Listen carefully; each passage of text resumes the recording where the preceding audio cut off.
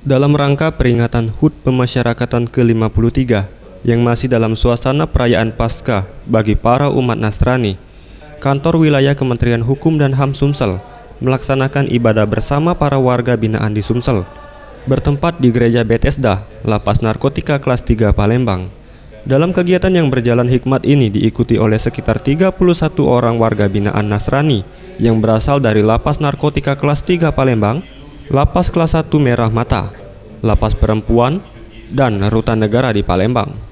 Pargiono selaku Ketua Panitia HUT Pemasyarakatan ke-53 Kanwil Kemenkumham Sumsel menyampaikan, ini merupakan perayaan Paskah bagi warga binaan yang dilakukan serentak di seluruh Indonesia, yang berpusat di Manado dan dipimpin langsung oleh Menteri Hukum dan HAM Yasona Lauli. Perayaan Paskah bersama yang untuk di Palembang Raya dilaksanakan di Lapas Kelas 3 Narkotika Serong, dan ini serentak seluruh Indonesia dengan dipusatkan kegiatannya di Manado yang langsung dipimpin oleh Bapak Menteri Hukum dan HAM.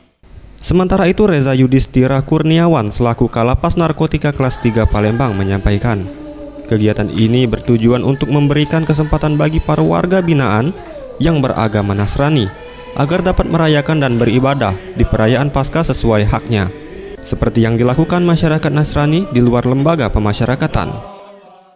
Agar warga binaan ini dapat melaksanakan, terutama yang Nasrani, agar dapat melaksanakan Hari Raya Paskah, ibadah Paskah yang sama seperti umat Nasrani yang berada di luar. Anugrah Sandi Pratama, Sriwijaya TV.